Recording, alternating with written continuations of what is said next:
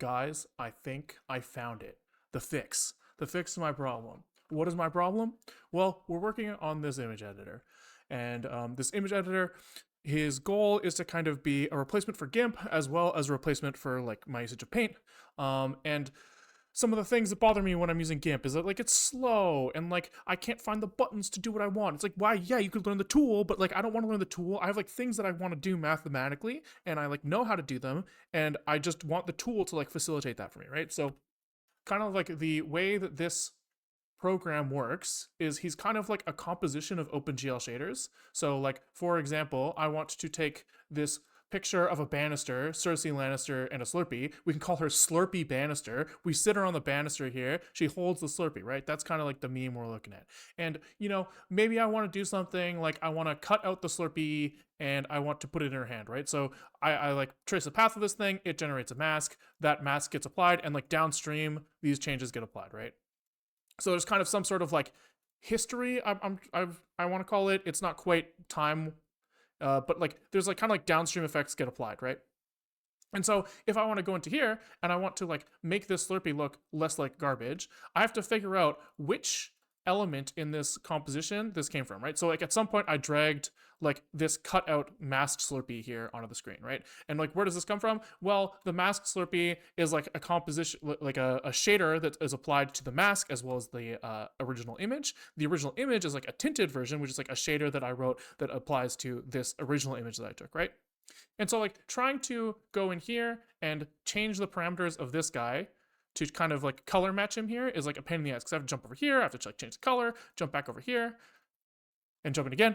You can see it's kind of hard to work with this. There's many problems here. One, it's hard to like remember which each of these objects are, as well as it's like kind of difficult to pay attention to what's going on here. So my thought was we add some form of like tree view to this thing. We have the composition. He's got like a directed acyclic graph, a DAG, that kind of represents his state, right? Like we have this guy feeds into this guy, feeds into this guy, feeds into this guy, feeds into this guy, feeds into this guy, right? And that's like a chain of operations that turns into one thing. So like, what if we like visualize that and we could like interact with it in some way, right? So I tried that.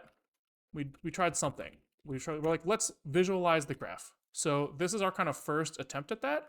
Is we kind of show the graph all at once. We kind of try to allocate space so that all of the children can be shown at once. And you can go in here now and we can like pretty quickly narrow in on the fact that this is like the red guy and we can kind of change him within the context here, which is pretty nice. This is a pretty big improvement. But I was pretty unhappy with this layout.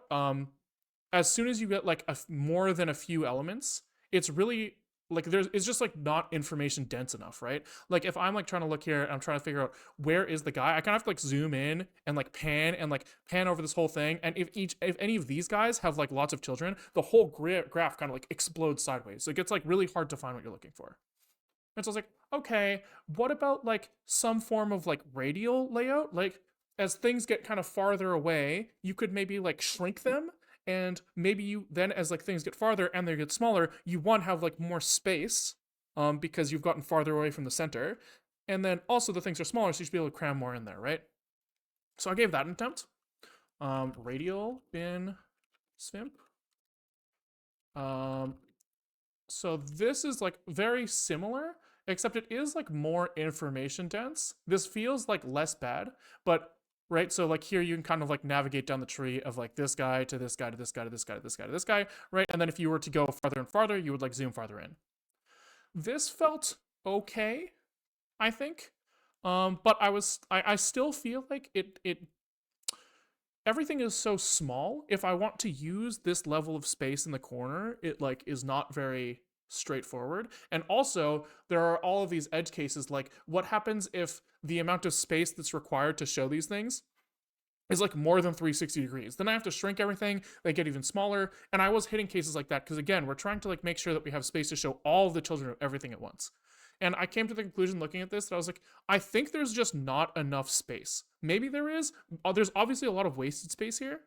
But I don't think that you could like compress this in a way that I would still be able to like easily identify relationships between objects and stuff. So I tried something new today.